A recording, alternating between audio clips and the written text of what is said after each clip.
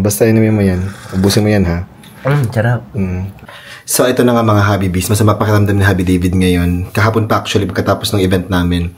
Tapos, bumaba ako dito sa kitchen para kuhanan siya ng water para makapag-take siya ng maraming liquid. At the same time, gagawan ko siya ng maiinom niya para gumaan yung pakiramdam niya. And ngayon, kukuhanan ko si Happy David ng Kangen water para para mainom niya. So, ito yung ginagamit ko kapag may sakit si Happy David. Yan. Kangen water. Ang ginagamit ko dito ay 8.5 yata. 8.5 or 9. Yan. Dito kami kumukuha ng aming water. Ayaw doon ni Happy David ng malamig.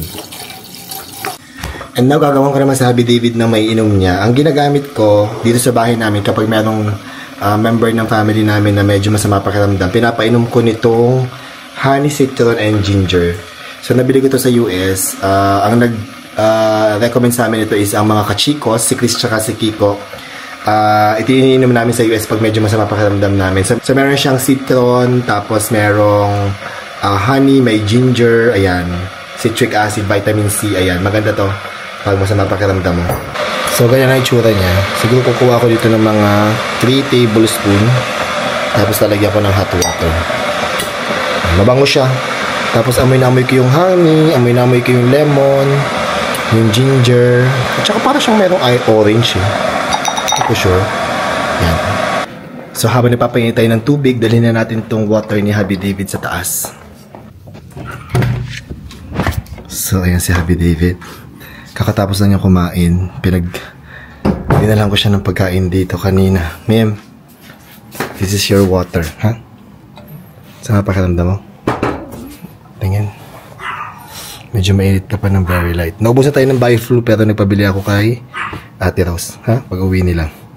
Inom ka ng water tapos gagawin kita ng yung hot citron ginger honey.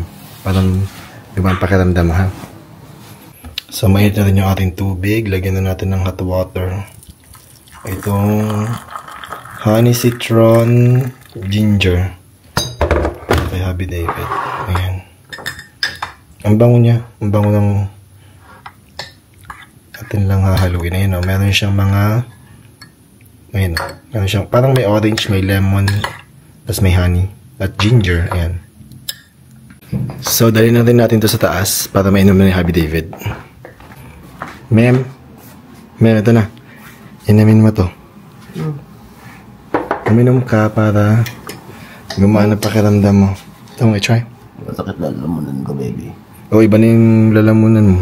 Wala akong boses. Yes. Ay, meron ka pa namang event sa Tuesday.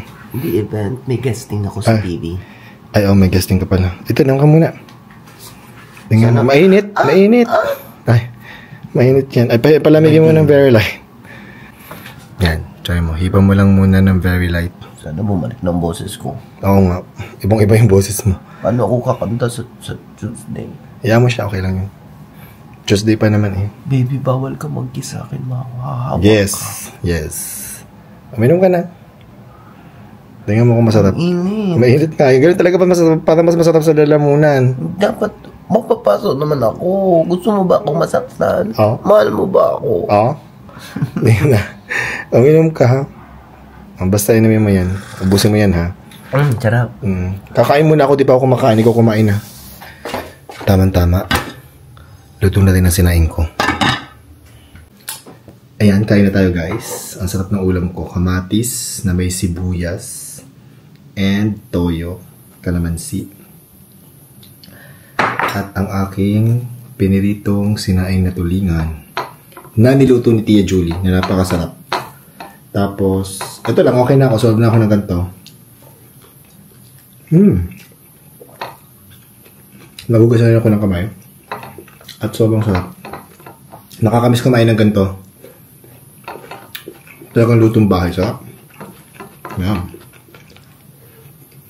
And dahil walang ibang tao, ako na rin ang maghuhugas ng mga pinagkainan namin. Kasi ayoko na makalat itong aming kusina. Kasi pag nakatambak ang mga plato, kung iiwanan ko to baka magkaroon ng mga, baka ipisin, diba? Hindi malinis. Gusto ko malinis ang kusina. At tapos na tayo maglinis ng kusina. Akit na tayo para lambingin si Happy David kasi gusto niya yung pag may sakit siya. So medyo gumanda na ang pakiramdam ni Happy David after a few hours at nagutom uli siya, kumakain siya. Nakinakain mo? Tulingan. Tulingan at saka yung ginawa ko, yung natira kong, yung prinito kong tulingan tsaka yung, ano yan? Ha? Tulingan lang.